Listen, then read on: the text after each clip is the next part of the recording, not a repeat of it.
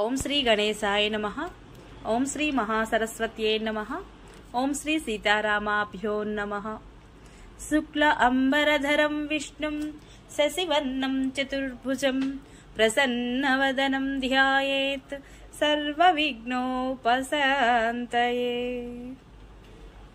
గోష్పదీకృతవారాసిం మసకీకృతరాక్షసం రామాయణ మహామాలా రత్నం వందే నీలాత్మజం.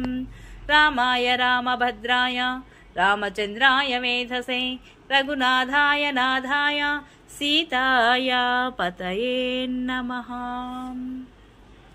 జై శ్రీరామ్. అత్యంత రమణీయమైన అద్భుత సుందర కావ్యమైనటువంటి సుందరకాండ నిత్య పారాయణలో భాగంగా మనం ఈరోజు 25వ రోజుకు చేరుకున్నాము. ఈరోజు మనము 25వ సర్గము ప్రారంభించుకోబోతున్నాము.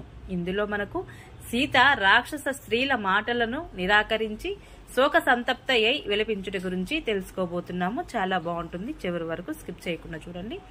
జై శ్రీరామ్. క్రూర స్వభావము గల ఆ రాక్షస స్త్రీలు మిక్కిలి భీతిని గొలుపుచు పరుషములైన వచనములను పలుకుచుండగా వారి మాటలను విని జానకి విలిపించసాగెను. ఆ రాక్షస స్త్రీల మాటలకు మిక్కిలి భయపడినదై సాధ్వి అయిన సీతాదేవి కన్నీరు గార్చుచు గద్గద స్వరముతో మాటలు తడబడుచుండగా ఇట్లు పలికెను. ఒక మానవకాంత రాక్షసునకు ఎన్నటికిని భార్య కాజాలదు. నన్ను మీరు మీ ఇష్టానుసారముగా తినివేసినను సరే, మీ మాటలను నేను ఏమాత్రము పాటింపను.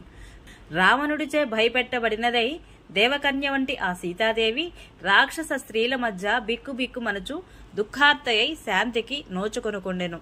వనమునందు తన గుంపునకు దూరమైన తోడేళ్లచే పీడింపబడిన లేడి వలె సీతాదేవి తన శరీరమును దగ్గరకు ముడుచుకొనుచు గడగడ వడకసాగెను.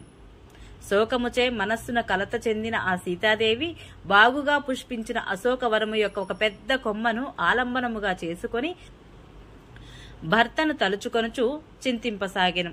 సీతాదేవి తన భర్తను స్మరించుచు కన్నీరు మున్నీరుగా విలపించుచుండెను. సంతత ధారగా ప్రవహించు అశ్రువులచే ఆమె వక్షస్థలము తడిసిపోవుచుండెను. ఆమె శోకమునకు అంతమే లేకుండెను. పెనుగాలికి వంగి నేలను తాకుచున్న అరటి చెట్టు వలె ఆ సీతాదేవి రాక్షస స్త్రీల భయమునకు వణుకుచు వెలవెలబోవుచుండెను. భయకంపితి అయి వణుకుచున్న ఆ సీత యొక్క పొడవైన దట్టమైన జడ అటూనిటూ కదులుచు పాకుచున్న ఆడుపాము వలె గోచరించుచుండెను. సీతాదేవి తన భర్త ఎడబాటునకు మిక్కిలి పరితపించుచుండెను. పైగా రాక్షస స్త్రీల మాటలు శూలములై ఆమెను బాధించుచుండెను. అప్పుడు ఆమె నిట్టూర్పులు విడుచుచు కన్నీరుగార్చుచు ఎంతగానో విలపించసాగెను. దుఃఖముతో కుమిలిపోవచున్న సీత హా రామ, హా లక్ష్మణ, అయ్యో అత్తయ్య అయిన కౌసల్య, అయ్యో సుమిత్రాదేవి అని వాపోయెను. స్త్రీ పురుషులలో ఎవరికైనను తాము కోరుకున్నప్పుడే మరణము సంభవింపదు అను ప్రాజ్ఞుల మాట సత్యము కాబోలు. రాముని ఎడబాటునకు లోనై కూడా ఈ విధముగా రాక్షస స్త్రీలచే బాధించపడుచు క్షణకాలమైనను నేను జీవించి ఉండరాదు. కానీ ఇంకను నేను జీవించి ఉండుటను బట్టి చూస్తే పండితుల మాట నిశ్చయమని తోచుచున్నది. సముద్ర మధ్యమున ఒక నిండు నౌక పెను తుఫానుకు లోనై కకావికలమైనట్లుగా దీనావస్థకు గురి అయి శోకభారముతో నేను అంతరించిపోవుదును. నిజముగా నేను దురదృష్టవంతురాలను. రాక్షస స్త్రీలకు అధీనురాలనై నేను నా పతి దర్శనమునకు నోచుకొనక జలప్రవాహము దాటికి శిథిలమైన గట్టువలే నేను శోకముతో కృంగిపోవుచున్నాను. నా పతి అయిన రాముడు దళాయత నేత్రుడు, సింహము వలె పరాక్రమముతో గంభీరముగా నడుచువాడు, కృతజ్ఞుడు, ప్రియముగా మాట్లాడువాడు. అట్టి నా నాథుని దర్శనము అబ్బినవారు ఎంతగానో మహాత్ములు.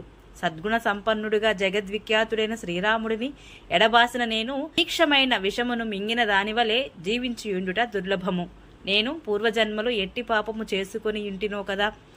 ఏమో ఇప్పుడు నాకు భయంకరమైన మిక్కిలి దారుణమైనటువంటి ఇట్టి దుఃఖములు దాపురించినవి.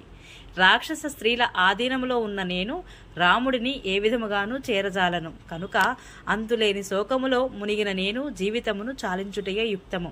నా జీవితము నా పతి అయిన శ్రీరాముడి ఆధీనంలోనిది కనుక నా ఇష్టానుసారము దీనిని త్యజించుటకు నాకు అధికారము లేదు.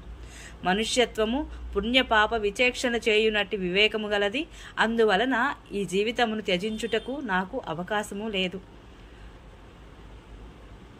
వాల్మీకి మహర్షి విరచితమై ఆది కావ్యమైన శ్రీమద్ రామాయణమునందలి సుందరకాండమునందు 25వ సర్గము సమాప్తము. జై శ్రీరామ్. ఈ వీడియో మీకు నచ్చినట్లయితే please subscribe my channel, like, share, comment please. Thank you.